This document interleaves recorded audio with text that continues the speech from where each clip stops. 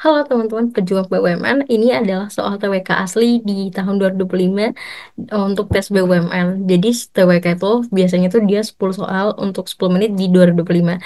Nah, semoga ini berguna untuk teman-teman yang mau ngambil tes BUMN di tahun ini atau mungkin teman-teman yang mau ngambil di tahun berikutnya dan ini jadi pembelajaran. Oke, langsung kita bahas soal yang nomor satu.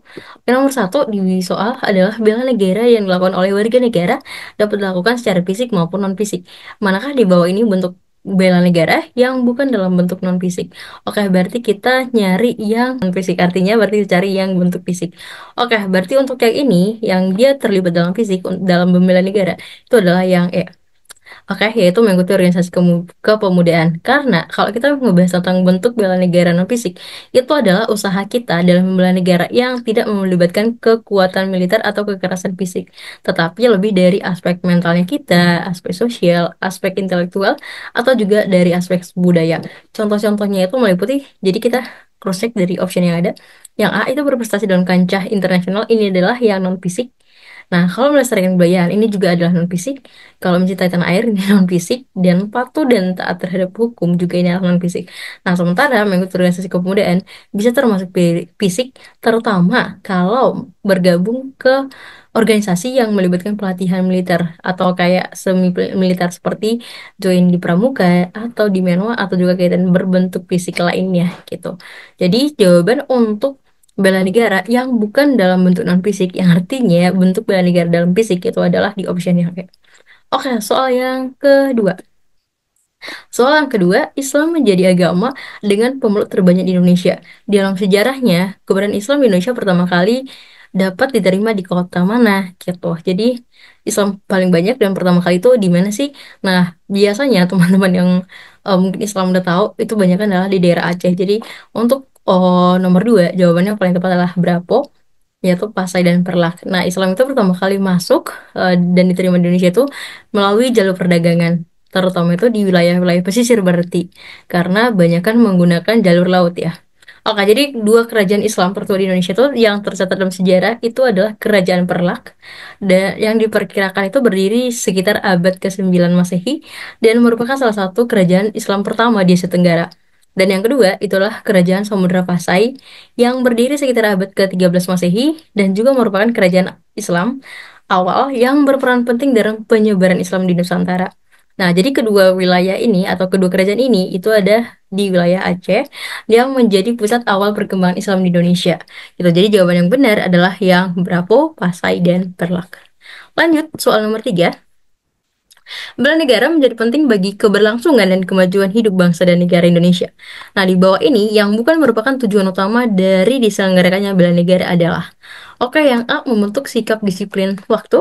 Yang kedua, memastikan keamanan dan kedaulatan negara, menjaga perdamaian dunia, menanamkan rasa kecintaan pada bangsa, dan yang E, membentuk mental yang fisik dan mental dan fisik yang tangguh. Oke, jadi jawaban dari yang bukan tujuan utama, artinya yang tujuannya itu berarti bisa tujuan pribadi atau tujuan khusus gitu ya yang kita cari. Oke, di sini yang jawabannya adalah yang A. Kenapa yang A? Yaitu membentuk sikap disiplin waktu. Karena ini itu lebih masuk ke tujuan pribadi sebenarnya. Jadi tujuan utama dari bela negara itu sebenarnya berkaitan dengan keamanan, kedaulatan, dan juga kelangsungan hidup bagi bangsa, serta penanaman nilai-nilai kebangsaan. Jadi tujuan-tujuan utama itu diantaranya itu adalah yang pertama memastikan keamanan dan kedaulatan negara. Nah, berarti ada di option berapa? Makanya yang B itu bukan jawabannya. Yang berikutnya adalah untuk menjaga perdamaian dunia. Artinya ini negara mengambil bagian untuk berkontribusi secara global gitu. Nah, itu ada di option yang C, jadi bukan ini. Yang ketiga, yang yang option D, menanam rasa kecintaan pada bangsa. Ini adalah tujuan utama dari adanya bela negara. Yang E, membentuk mental dan fisik yang tangguh, ini juga tujuan utama. Nah, sementara yang A itu membentuk sikap disiplin waktu adalah manfaat pribadi yang bisa diperoleh dari pelatihan bela negara. Tetapi ini bukanlah tujuan utamanya secara nasional gitu. Jadi jawaban paling benar adalah yang A. Lanjut yang nomor 4, dasar dari dapat ikut sertanya warga negara untuk melakukan bela negara ada terdapat dalam pasal OKI. Untuk ini, jawabannya itu adalah eh, yang, aduh ini ada yang salah. Jawabannya itu adalah yang eh, pasal 27 ayat 3, jadi jawabannya lah yang D. Oke, jadi setiap warga negara itu berhak dan wajib ikut serta dalam upaya pembelaan negara. Nah, itu tercatat di pasal 27 ayat yang ketiga Undang-Undang 1945. Jadi, pasal ini menjadi dasar yang konstitusional bagi keterlibatan setiap warga negara dalam bela negara, baik itu secara fisik maupun secara non-fisik. Oke, jadi jawabannya adalah yang D. Lanjut yang nomor 5, Portugis masuk ke Nusantara di bawah pimpinan pelaut terkenal, di mana pelaut itu merupakan arsitek utama dari ekspansi Portugis ke Asia, serta orang Eropa pertama yang memulai kolonisasi Eropa atas Nusantara. Pelaut itu adalah bla bla bla. Oke, jadi pelaut yang juga merupakan jenderal yang terkenal dari Portugis yang dianggap sebagai orang pertama atau yang bertugas dalam yang berperan dalam ekspansi Portugis ke Asia itu adalah si Alfonso de Albuquerque, yaitu ada di jawaban yang C gitu. Iya, si si Alfonso ini memiliki peran yang besar dalam mendirikan kekuasaan Portugis di wilayah Asia, termasuk di Malaka yang dimulai sejak tahun 1511. Jadi 1511 itu udah menjadi tahun di mana pintu gerbang masuknya Portugis ke wilayah Nusantara. Nah, setelah menguasai Malaka, Portugis itu melanjutkan ekspedisinya ke wilayah lain seperti ke Maluku yang kaya akan rempah-rempah. Jadi kalau pilihan lain seperti si Anthony de Abreu itu adalah pelaut Portugis yang ikut ke Maluku tapi bukan tokoh utama. Nah, sementara si Alfonsi eh, itu dan si Vasco de Ataide itu adalah eh tokoh penting juga dalam kolonisasi Nusantara, tapi dia tidak tercatat dalam sejarah, jadi nggak ada. Yang lanjut ada si Alfonso Cuarón, ini adalah sutradara film asal Meksiko, jadi bukan pelaut. Jadi jawaban yang tepat adalah C. Lanjut soal nomor 6. Bela negara adalah sikap dan perilaku warga negara yang dijiwai oleh bla bla bla. Oke, untuk yang nomor 6 jawabannya adalah A, yaitu kecintaan terhadap negara dan bangsa. Jadi kalau bela negara itu merupakan perwujudan dari sikap dan perilaku warga negara yang dilandasi oleh rasa cintanya terhadap tanah air dan juga kesadaran berbangsa dan bernegara. Tujuannya itu adalah untuk menjaga keutuhan, kedaulatan, dan juga kelangsungan hidup negara Indonesia.